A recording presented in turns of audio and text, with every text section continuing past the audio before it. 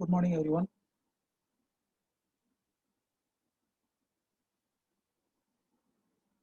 We will begin our session.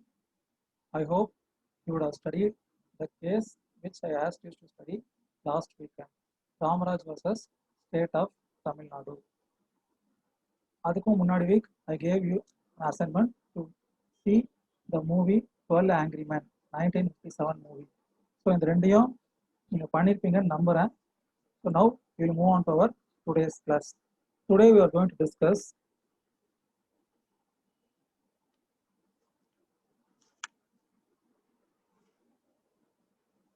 section 53.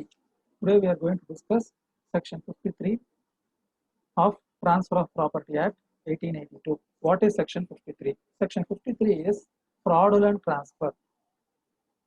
That is what we are going to discuss in our today's class. So whoever is having the BAR Act, kindly take. So நானும் எடுத்துக்கிட்டேன்.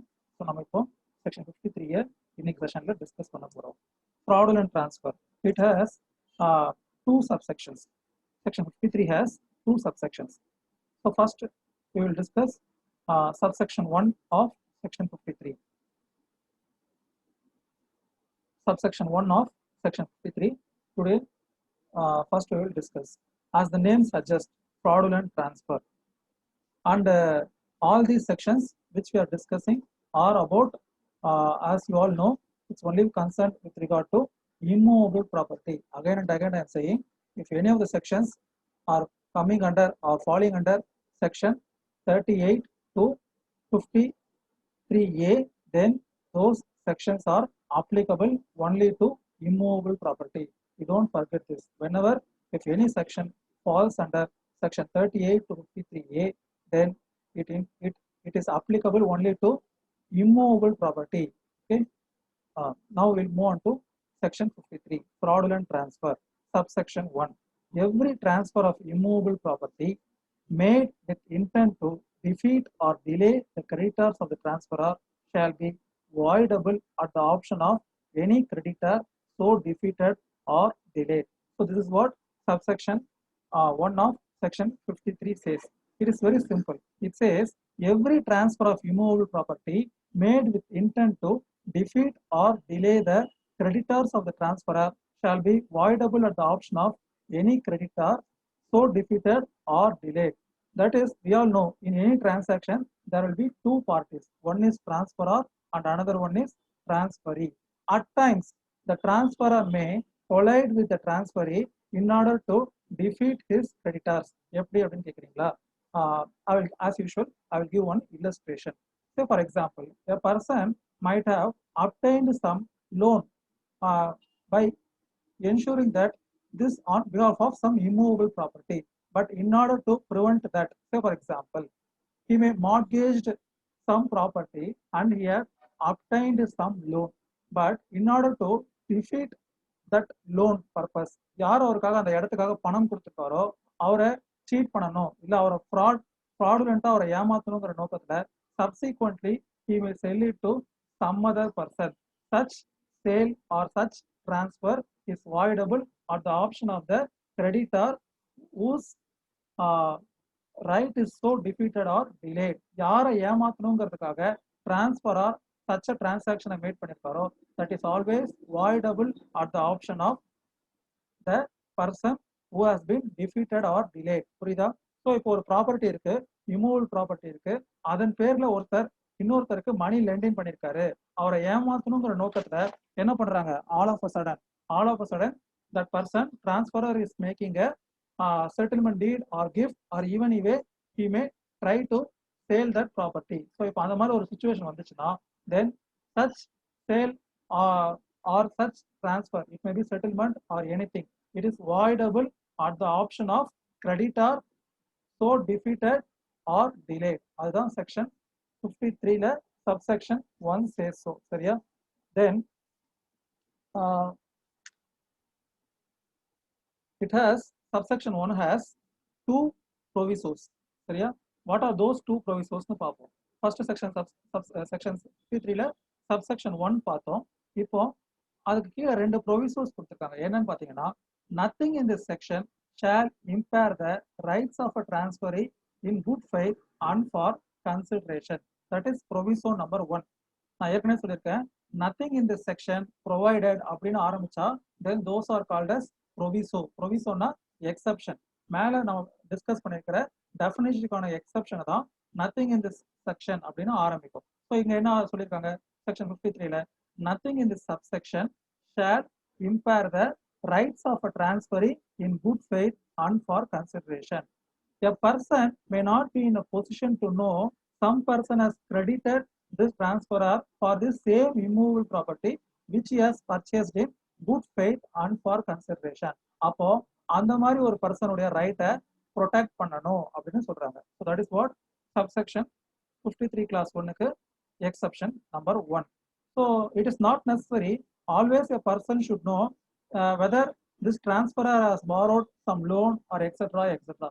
If it is by registered deed and other things, very well he would be known by applying for encumbrance and other things. But if it is an unregistered deed or something, or it may be even a oral transaction, so if other base பண்ணி the transferee may not be in a position to know whether the transferor has obtained credit for this immovable property which he has purchased அப்படின்னு ஒரு situation இருக்கு, and this transferee has made a consideration and he has purchased in good faith அப்படின்னா அப்போ அந்த மாதிரியான transactions டிரான்ஸ்ஃபரியோட ரைட்டை protect ஆயிருக்கும். So அப்போ அந்த மாதிரியான சுச்சுவேஷன்ல ஏமாந்த creditor does not have any lien over the immovable property, but he can seek only for the consideration amount which he has credited to the transferor. He does not have any lien over the property, or he does not have any saying with regard to transaction of the property. If exception 2 பார்ப்போம், nothing in this subsection shall affect any law for the time being in force relating to insolvency. Nothing in this subsection shall affect any law for the time being in force relating to insolvency. So this is second exception given under subsection 1 of section 53. So அது என்ன சொல்றாங்கன்னா, say for example insolvency நான் ஏற்கனவே என்னங்கறத discuss பண்ணிருப்பேன். A person might have lost all his money in business and he may be an insolvent person. So இப்போ ஒரு immovable property இருக்கு, அதுல என்ன பண்ணிருக்காங்க, ஒரு 4 பேர் வந்து பணம் கொடுத்துருக்காங்க as lent money for some 4 people, but subsequently the transferor has become insolvent. So அப்போ அவர் என்ன பண்ணுவாரு, கோர்ட் அப்ரோச் பண்ணி என்ன இன்சால்வெண்ட் அப்படின்னு சொல்லி டிக்ளேர் பண்ண சொல்லுவார். ஏற்கனவே நான் டிஸ்கஸ் பண்ணியிருக்கேன், இன்சால்வன்சிங்கிறது தமிழ்ல நொடிப்பு நிலை அப்படின்னு அர்த்தம். காமன் இதுல பேங்க் கிரப்ட் இல்லைன்னா அந்த மாதிரி சொல்லுவாங்க. For example, a person may obtained loan for his business by keeping various immovable properties as security and run his business, but subsequently he may acquire loss in business. சரியா? அப்போ அந்த மாதிரியான சிச்சுவேஷன்ல என்ன ஆகும் அப்படின்னா, the transferor or the businessman would approach the court and file an insolvency petition to declare himself as an insolvent. அப்போ அந்த மாதிரியான கேசஸ்ல the court would appoint official liquidator. சரியா? The entire property would be taken over the custody by the official liquidator. Then he will file a report to the concerned court stating that these are all the creditors of this person who has been filed an application for to declare himself as insolvent. அந்த IP petition file பண்ணிருக்கவங்களுக்கு இவங்க எல்லாம் தான் பணம் கொடுத்துருக்காங்க, so அவருடைய property இதுதான் அப்படின்னு சொல்லிட்டு he would file his report to the court, and the court would auction the property of that insolvent person and repay the debt according to the priority of loan and other conditions as necessary. So அப்போ அந்த மாதிரியான டைம்ல even sometimes the creditor of a transferor may get affected. ஏன் அப்படின்னா, insolvency பெட்டிஷனுக்குன்னு சொல்லி சில norms இருக்கு, அதுல சில நேரங்கள்ல the creditor of the transferor may get defeated, but it is for the interest of larger sector of people who have credited to that insolvent. உதாரணத்துக்கு அந்த இன்சால்வன்சில ஃபர்ஸ்ட் ஒருத்தர் ஒரு இதை கிரெடிட் பண்ணிருப்பாரு, ஆனா அவர் என்ன பண்ணிருக்க மாட்டாரு, ஒரு ரெஜிஸ்டர்ட் டீடோ ஏதோ பண்ணிருக்க மாட்டாரு. பட் ஆனா இன்னொருத்தர் என்ன பண்ணிருப்பாரு, ஒரு ரெஜிஸ்டர்ட் டீட் இருக்கும். So as per insolvency law a registered creditor should be paid first. So அந்த மாதிரி ஏதாவது நார்ம்ஸ் இருக்கும்போது ஆப்வியஸா என்ன ஆகும், இதுல ஒரு ரியல் கிரெடிட்டார் மே கெட் அஃபெக்டட். ஸோ அதனால insolvency ப்ரொசீடிங்ஸ்க்கு this section would not apply அப்படின்னு சொல்லிட்டாங்க. So 2 exceptions. First exception is transferee who has purchased the property from transferor for consideration in good faith.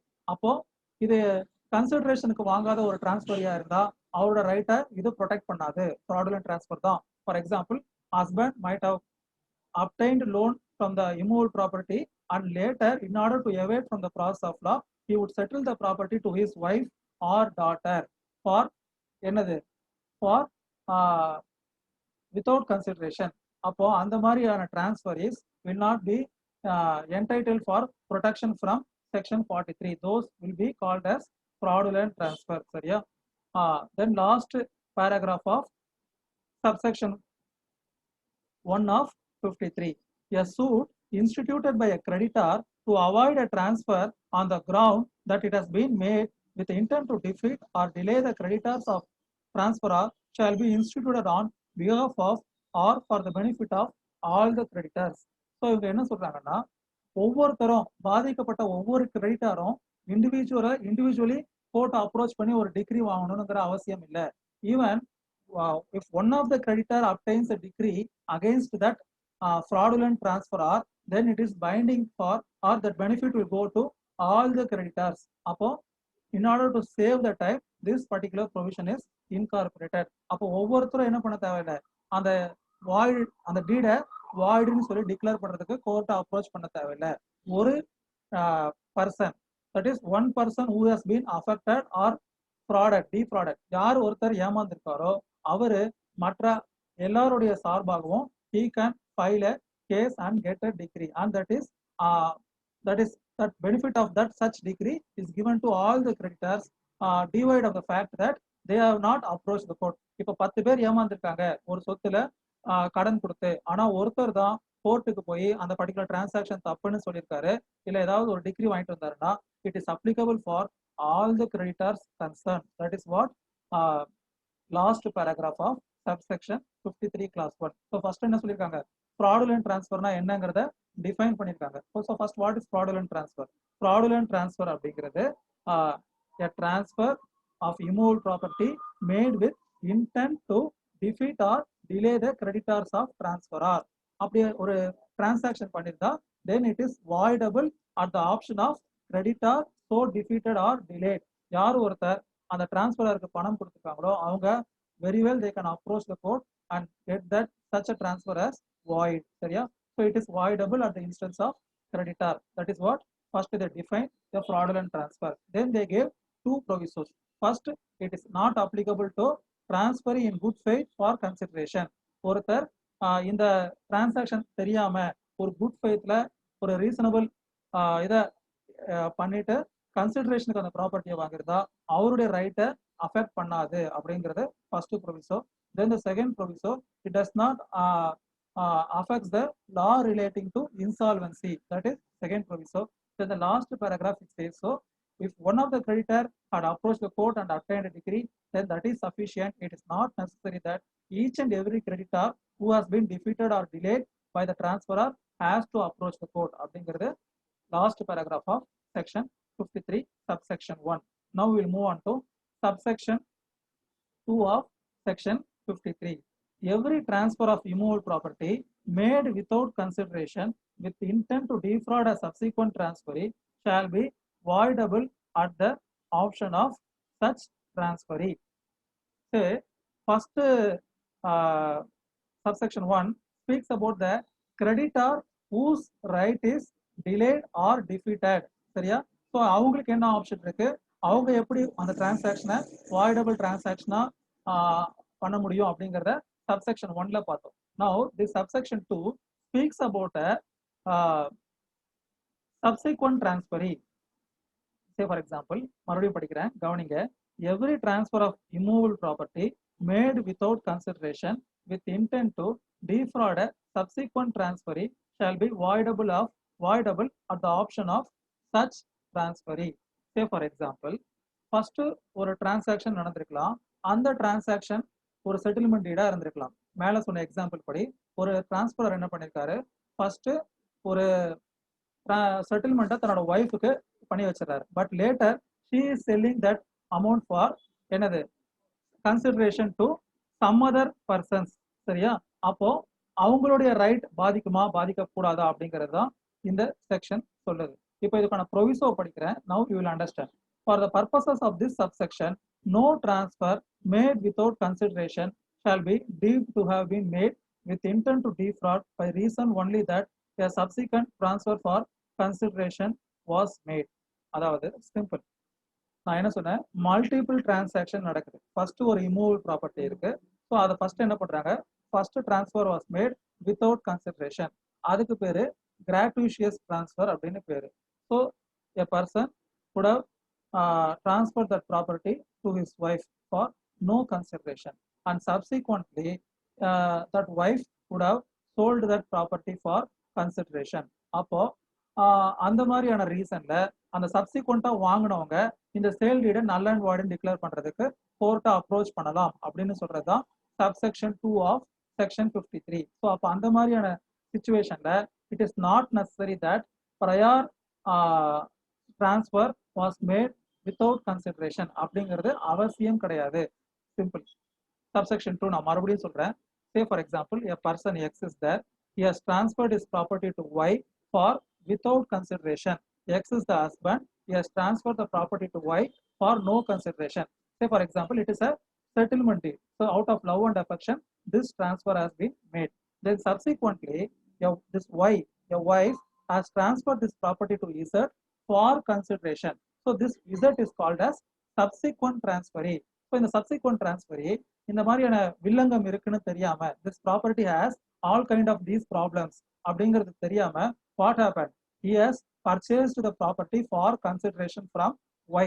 So in the subsequent transfer instantல, he can also make that such transfer voidable at his instant, devoid of the fact that earlier transaction was made for without consideration. அப்படிங்கிறது ஒரு பிரச்சனையா இல்லாம, this transferee has the right to make this transfer voidable at his option. அதுதான் subsection 2 of section 53. So இதுக்கு என்ன proviso சொல்லியிருக்காங்க அப்படின்னா, proviso for subsection 2 லாஸ்டா நான் படிச்சது என்னது, merely because a transfer was made without consideration, it may not be the only reason to assume fraud. அதுதான் சொல்லியிருக்காங்க. மறுபடியும் படிக்கிறேன். அந்த proviso to subsection 2 of section 53. For the purposes of this subsection, no transfer made without consideration shall be deemed to have been made with intent to defraud by reason only that a subsequent transfer for consideration was made. First என்ன சொல்லிட்டாங்க, the subsequent transferee has a right and it is voidable at his option that previous transaction null and void declare பண்றதுக்கு அவருக்கு rights இருக்குன்னு சொல்லிட்டாங்க. But they say he has to make some additional proof to show that it is a fraudulent transfer. Merely எனக்கு இந்த property வர்றதுக்கு முன்னாடி அவங்க husband அந்த ஒய்ஃபுக்கு செட்டில்மெண்ட் எழுதி வச்சிருக்காரு அப்படிங்கிற அந்த ஒரு ரீசன் மட்டும் வச்சு அதை ஒரு ஃப்ராடுலன்ட் டிரான்சாக்ஷன் சொல்ல முடியாது. ஸோ அப்போ இதுல இருந்து உங்களுக்கு என்ன தெரியணும் அப்படின்னா, subsection 2 cannot operate in isolation. It can operate only along with subsection 1 of section 53. அதுதான் இந்த செக்ஷனுடைய இம்பார்ட்டன்ஸ். subsection 2 என்ன சொல்லிட்டாங்க, subsequent transferee also has a right to declare or make a transaction voidable at his instance அப்படின்னு சொல்லிட்டாங்க. ஆனா அதுக்கு எது மட்டும் போதுமானதா இருக்காது, ப்ரீவியஸ் டிரான்சாக்ஷன் கன்சிடரேஷனுக்காக நடக்கல அப்படிங்கிற ஒரு விஷயங்கள் மட்டுமே அந்த டிரான்சாக்ஷனை ஃப்ராடுலன்ட் டிரான்சாக்ஷன் சொல்றதுக்கு போதுமானதா இருக்காது.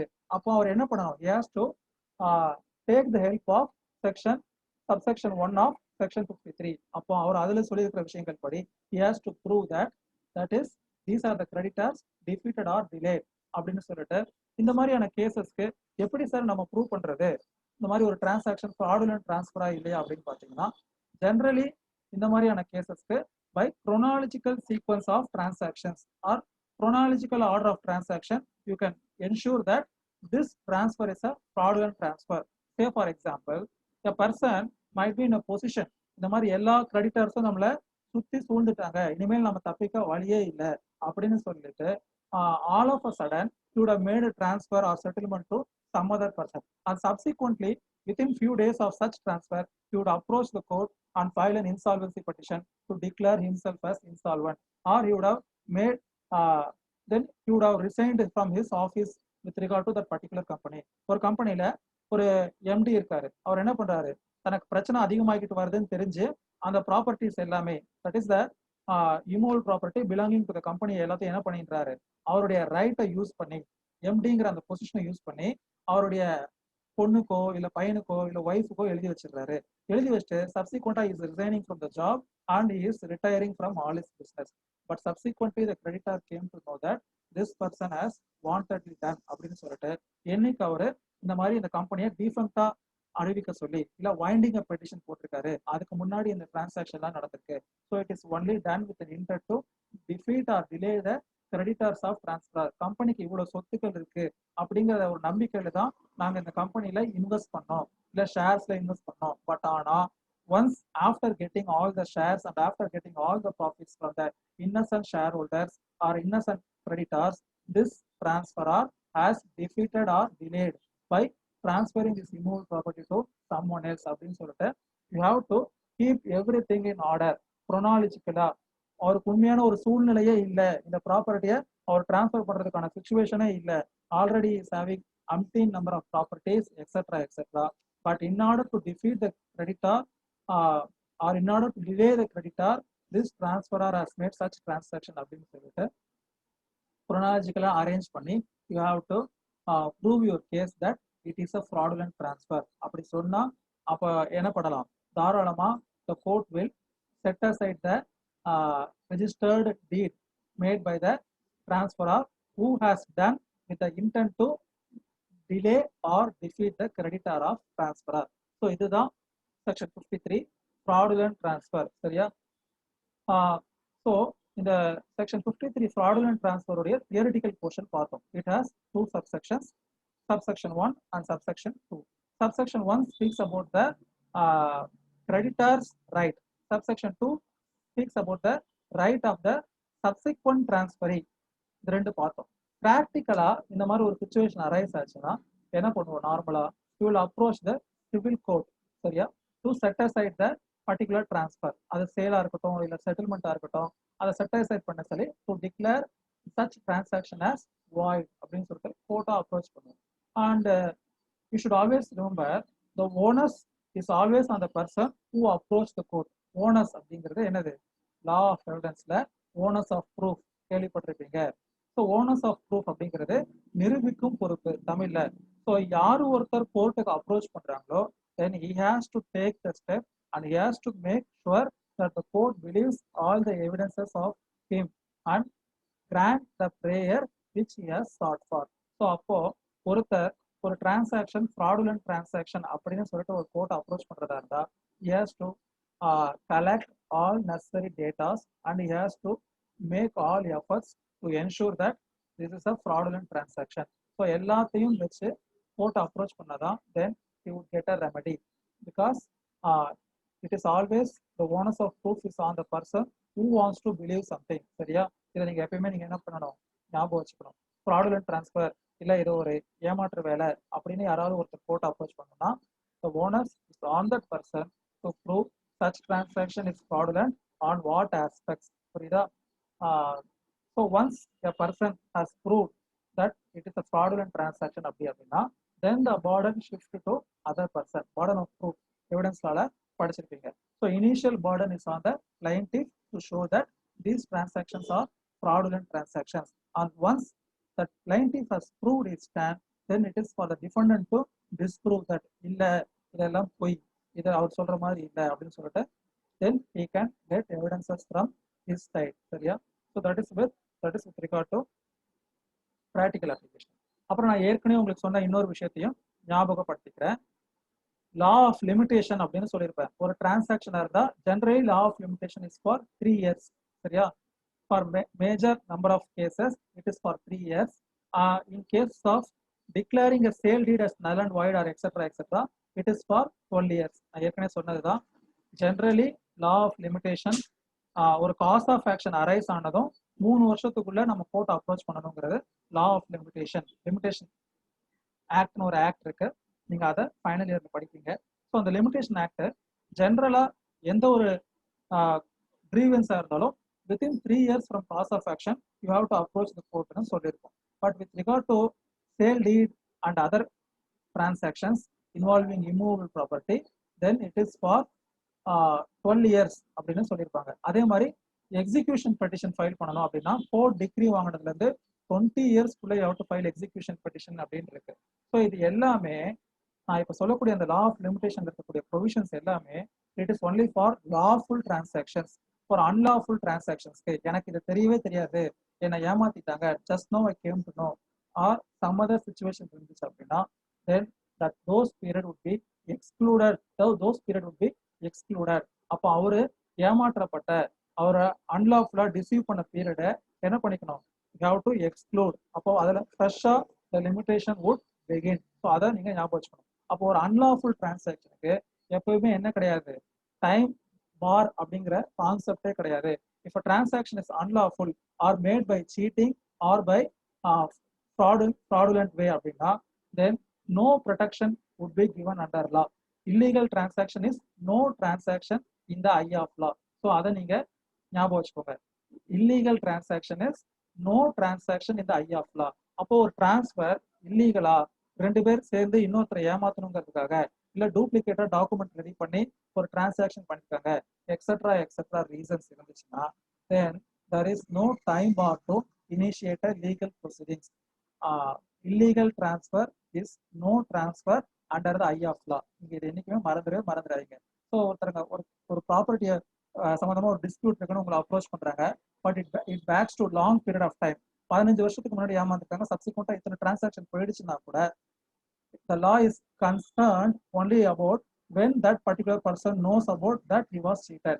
எப்போ அவருக்கு தெரிய வருமோ அப்பத்துல இருந்து தான் அந்த லா ஆஃப் லிமிடேஷன் பிகின் ஆகுமே தவிர not from the earlier period. ஏன்னா it is not his fault or it is not fault of his person. ஒருத்தர் தான் செய்யாத தவறுக்கு தான் பொறுப்பேற்க சொல்லுவது சட்டத்தின் வேலை கிடையாது. It is not the law's duty to make a person suffer for not his wrong. சரியா?